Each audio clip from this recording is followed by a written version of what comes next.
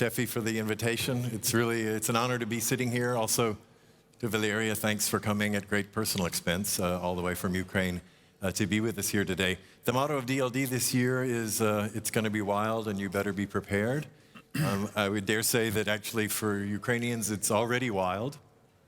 And I would also say, to paraphrase this panel, Europe is not ready, which is what we really want to talk about, what we can learn and are already learning from the Ukrainians. I'd love to start with you, Valeriya. And by the way, for those of you who want to do a deep dive, tomorrow at 9:30 with Valeriya and Esben, we'll be doing a session upstairs so we can really go a lot deeper, because I think we could talk for hours about this topic. Working at Victory Drones, when the invasion happened a few years ago, you were a filmmaker in Canada. Like many Ukrainians, you came home to help defend your country. Victory Drones, people don't know this, is an NGO that has already trained 170,000 drone pilots in the country. So you're a crucial part of the defense. Tell us the story of Victory Drones, but also the role it's playing right now in defending the country. Thanks for having me here. So Victory Drones, usually it takes me the whole day to explain everything that we do, but I'll try to be very short. It is the biggest example of civil-military cooperation that we have in the country at the moment. And if I would explain it shortly, it is focused around the idea of technological militarization of society, which means we work both with military and civilian alike. As well as we function as this intermediary between all of the players of the defense field. Where we bring structure to places where it is otherwise absent, like before you actually have a drone industry in the country, and we have laid a lot of foundational work for it to develop, as well as bring flexibility to rigid systems that otherwise don't have it like militaries do. And the dynamics of changes on the front line require us to have a lot of flexibility and make very fast choices. Mind you, we did not have a framework for how this could work. Because when you grow up on books and films about the previous world wars, there is no example, like nobody actually talks about, at least I haven't found it, like maybe you know, but like of how much civilian society can actually take part in defense of the country. Like what is the role that can be played? And mind you, the role is actually very more than you might imagine. In one NATO handbook, we were called a strategic level phenomena, which has a nice ring to it, which is why I'm sticking by that. And that is true, because when you think about voluntary organizations, you probably think about supply, humanitarian work and stuff like that, but we are actually working very close with the military, and training is just part of it. There is actually many directions in which we do work, but we have provided some changes into how do we fight the war on a strategic level. For example, we have opened the first FPV school in the world on the basis of the military training center, because we want to bring structural changes and not do the government's work for itself, right? Same thing after a while happened with introducing training for ground drones, on which nowadays many military units have built their whole roboticized logistics on the front line. As well as when you talk about using drones for air defense, interceptor drones, that is also something that has been brought to the table by NGOs. So the game we play is that, has anybody worked with the military? Not very flexible, right? Even in wartime, it's not fast enough in experimenting, allowing to experiment and trying out new things. And we do have that flexibility. So the game is that we create a precedent by using that flexibility and freedom, and then if it works, then the bureaucracy follows. If it was done any other way, it just wouldn't work, because to get acceptance for any new technology on the front line, it would be a very, very long process, and we can't allow we don't have that time, right? There is something in the military called the tech chain. The tech chain is the whole timeline from development to deployment, from the finding out about the need to implementing the technology on the front line. And by all NATO standards, it usually takes years, if not even decades. There's a very recent thing called the RAAP, which is Rapid Adoption Action Plan, which is aiming at getting that whole tech chain down to 24 months. In Ukraine, we have brought it down to 6 months, and that is still not fast enough. So the rapid change on the front line is so fast that militaries can't and shouldn't be doing this alone, which is where the NGOs and the volunteer communities step up. Super. Thanks so much. Esben, I'd like to actually then extend the bridge to you because you are kind of a bridge builder here between the tech community and Ukraine.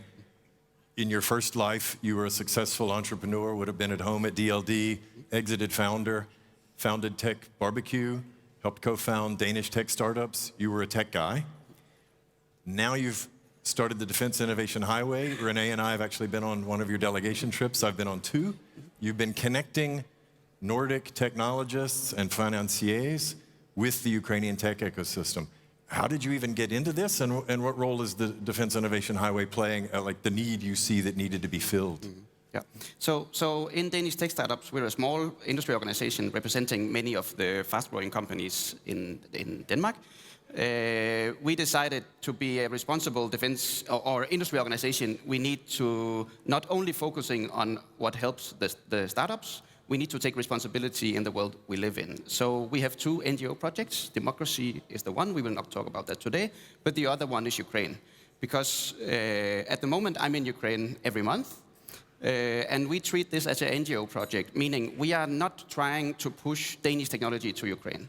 Our only purpose is how we help Ukraine win the tech race against Russia. Because there is war going on, it's the most innovative war since Second World War, and right now the innovation is extremely fast in Ukraine. But this is a fight of brain power, and you just have so much more brains in Russia right now. So our vision is to see, okay, we have the Nordic countries, we have so many smart people, but very few of them knows what is the challenge in Ukraine, what is needed, and how they can be used. So we have the fantastic universities, like here in this region. But all these experts, very few of them, if they work in defense, knows what are the challenges needed in Ukraine right now. So what we do is we bring academia, we bring investors, we bring startups, and also military people to Ukraine. So we brought 9 delegations in 2025. You basically have to be in Ukraine to understand what's going on and how fast things are moving. I would also say that if you want to be a relevant defense company, thinking purely on it as a business, you have to be there. Because you have to be in this very, very fast loop of innovation. Super. Yeah.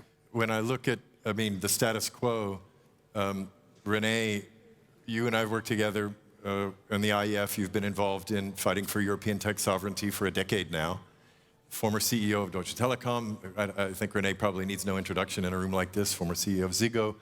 Now one of the leading private equity figures in Europe. And you are the supervisory board chair of Airbus, which means running a defense prime, people would actually not expect you to be saying innovation. They would expect you to say, we got this, buy our systems. So it's actually quite fascinating. You've been so involved in calling for innovation. You co-authored the Sparta paper. You've been out there saying, we, Germany, have to get to 30% ultimately in our military spending for innovation. Why is somebody running a defense prime so gung-ho about innovation in this defense theater? Well, firstly, I would like to say that Russia seems preparing for further attacks and activities along our east flank. Russia builds more troops, more soldiers, recruits more soldiers and assets stationing along our east flank, densifying its command structures there than what they need in Ukraine.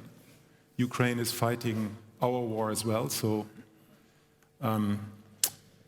we can't win a war of attrition. We need to, change the name of the game, and we have to fight very hard to get technological asymmetric advantages. We could not sustain a war of attrition.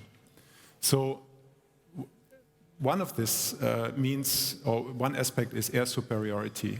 And this is just one aspect for innovation. And therefore, it's not just the innovation meant for startups, it also affects the big primes. Take MBDA as an example. When big primes are doing research and development, for instance, on hypersonic, deep strike, precision weapons, that is very costly.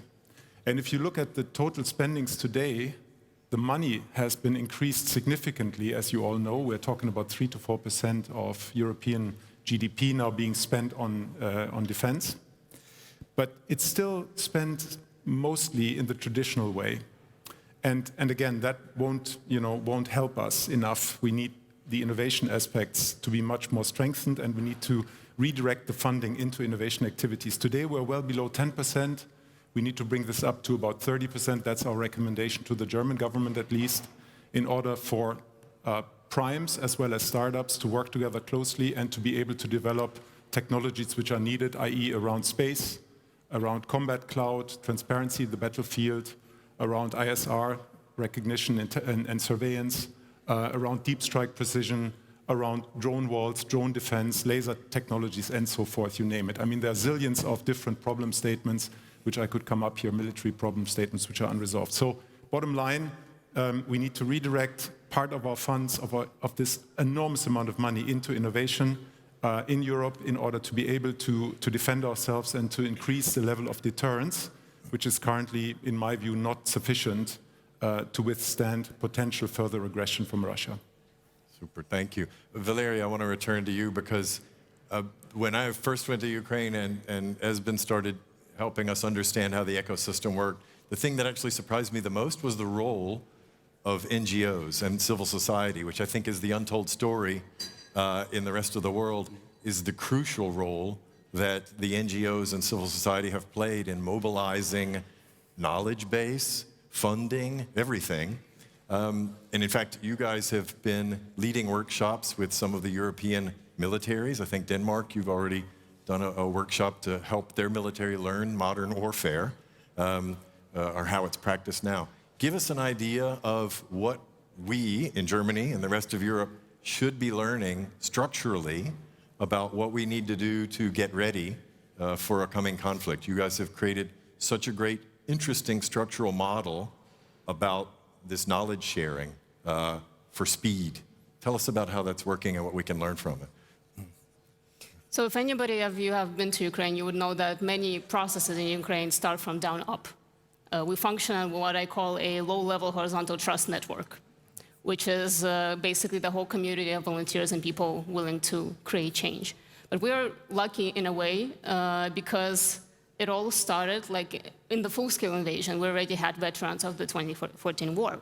And only that percentage of people who was mentally ready for this to happen is a huge part of the reason that we withstood in 2022. Without that, who knows how it would have worked out. And obviously 2022 was a time of chaos, so nobody cared if you were military or not. We needed all effort possible to withstand the attack of Russia. But after that, and everything that happened after that, it was based, like we have a volunteer, Maria Berlinska. She is a veteran of the 2014 war, and she's a very visionary person. She has promoted and advocated the usage of drones back then, but she was ahead of her time. Because then the military command will tell her that she even promoted using FPV drones, not just the DJI drones for the reconnaissance. And the military command would say, oh, well, you cannot win wars with toys. We see how that has played out. She was right all along. So we trust her vision a lot. And being built on the basis of these veterans is what gave us a very fast head start, you could say. So we started training military. We have also used the information and technologies as much as possible, that apart from practical training, there is also closed online courses, because the level, the bar of how much a simple infantry needs to understand technologies nowadays is very high. There is this saying that, the best friend of infantry is a shovel. Nowadays, it's like a shovel, a Starlink, a spectrum analyzers, and many, many more things. So it's completely different from what it was before.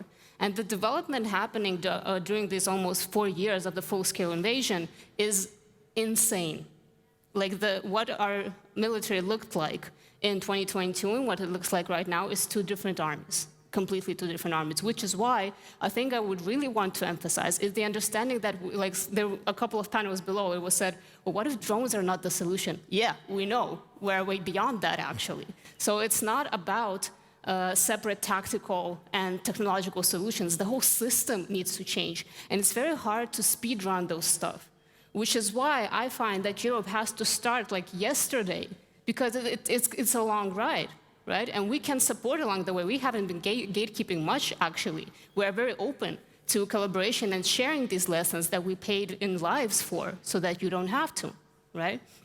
So first of all, is starting to thinking in this direction and thinking structurally. The people present in this room, it shouldn't be just technological people from businesses and startups. It should also be the military. It should also be government officials, right? So everybody has to be working together to create a unified system. Because like I said, it's not just about drones.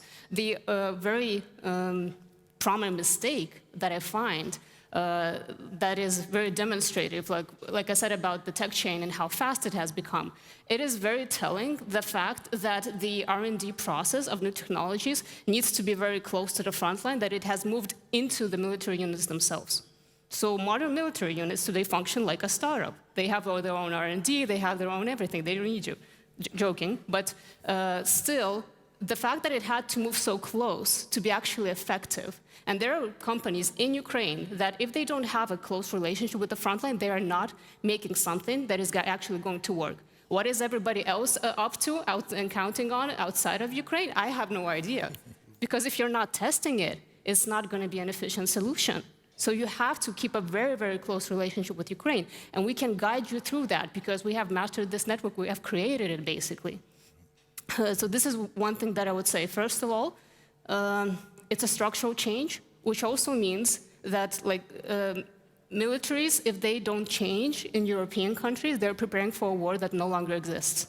The world has way beyond, is changed completely. And not everybody sees that yet. Military people usually do. They pay attention, but they will need the support of the people, right? Because in democracies, the resources they will need to change, to create those changes within the military, will come from the support of the people, because they will need more budget. That's how democracies work, which is why you have to start here as well. This is why I'm telling you this. The second thing, which brings me to the second thing, is mental preparedness of the society. What we call cognitive warfare, cognitive resilience. It is very important how people perceive this war, especially in the age of disinformation. We see the cases of how strong propaganda can be in the cases of other countries. And in the information age, it basically has no boundaries, right? It can get to anybody, and when you add AI to the picture, it's getting harder and harder to tell truth from fraud. You have to build a system to navigate it. People are not going to do it themselves. And we actually have projects in Victory Drones that go for that specifically as well, that I can separately talk about, and some of you, that's the area you're working in. And so work with society, we can talk more about that. And third, work very closely with Ukraine. We have something to give, we have been there, and we can make this transition for you as fast as possible, but we need to start yesterday. We didn't choose these violent times, but we do choose what to do with them. Super. Thank you. Thanks, Valeriya. But remember,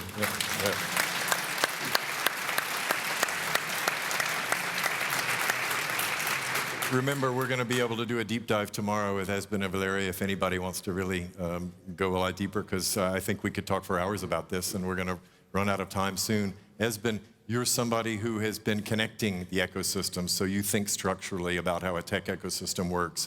As an outsider who's often in there, what is it that you think we need for Ukraine to win this year? You see the need of their burgeoning tech ecosystem. What's the message you keep bringing back to people outside Ukraine? I think Ukraine have a very big advantage, being that this is an existential war for them, and that's not the case for Russia. So they will fight and fight and fight, and they innovate extremely fast. So our vision for 26 is that we will be able to connect all the smartest people in Germany, just like what we are doing in Norway and Denmark, Sweden and Finland, but we need to do much more of this because we actually see that it creates a lot of good results. And there are a lot of smart people that have solutions or ideas to problems that are in the front line right now in Ukraine. So our defense minister in Denmark said some time ago that right now there is one war in Europe. If this is lost, then there will be several wars. So I would like to invite you all to join us going to Ukraine. We will take care of you. We will make sure you will love the Ukrainian food, but you will learn a lot. And the thing that is very difficult is to live in peace and prepare for war. We have the unique situation. We can actually go visit war, and that makes us much more able to prepare, but also understand how much it is at stake. and how evil this terrible war is that is going on. So I would say for us, the vision for 26 is we need to win the war. And it's a war of innovation, so we need to speed up the innovation big time. So what we will do is we will have 5 delegations these first 4 months of the year to Ukraine. We will start to do conferences also in Ukraine. And then we will have one new focus area, which is the cognitive field. Because what we see in Europe, also in Ukraine, is all this disinformation. There is a lot of it, and it's just going to grow.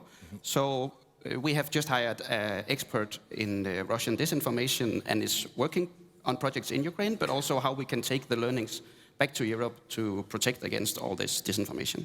Yeah. Super. And then the last thing I will say is that we will also launch a lot of our democracy activities this year, because we are running our organization on urgency, because we need to win the war, we need to protect our democracies so they will not be gone in 2050, but that they will be better and stronger than they are today. So, super. Yeah. Thanks, Esben. René, we have been working at the IAF to put something together that we're going to be calling the Defense Transition Alliance. Give us an idea of the goals of what we want to be doing here in Germany and beyond. We try to unite the respective actors from the defense tech industry, young companies, but also established companies, bring them closer to the military in order to learn to work together in a more informal way to change the paradigm of this centralized, old-fashioned procurement system and innovation development system, which is currently still in place, and help everybody to, to build close relationships in order to define military problem statements and translate them into tech stacks, so that procurement folks have an easier job to do and can speed up. And also, we're advocating for the cause, because we still find a lot of, question marks and sometimes even lack of support within our society. So we try to be effective, but at the same time, we also try to do some communication activities in order to support the cause. It's not just defense tech. I think it's important to stress, and we're almost out of time. There are a lot of other sectors that you're advocating that belong to this ecosystem. Yeah, we have in our IEF, we also try to involve and integrate logistic folks, because it's about resilience in supply chain. For instance, in a crisis situation, in a war situation, you need to be prepared for that as well. Energy, mobilize compute capacity, bring them closer to theater in order to have air-gapped combat cloud platforms and so forth. So there's a lot more than just the pure most obvious military activities and industrial activities. There's more to it, and society as a whole, companies as a whole, industry sectors as a whole need to be prepared in order to have enough resilience if and when crisis emerges. Super. Esben, final thought? So just a very short one. I never had anything to do with military before I went to Ukraine. I have 3 moral guidelines for what I do. 1, we need to bomb as much as possible inside Russia, because no people are dying, but it's very tough for the Russians. 2, we have to kill Russians, which is terrible, but there will be no Ukraine if we don't stop them. And 3, for me, we have to remember it's human beings.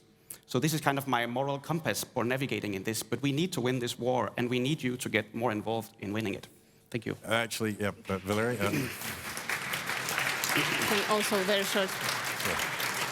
Also, very short final thought. I think something that is very often overlooked by people is that if war is to come, then mobilization happens, and suddenly 90% of your military is yesterday's civilians.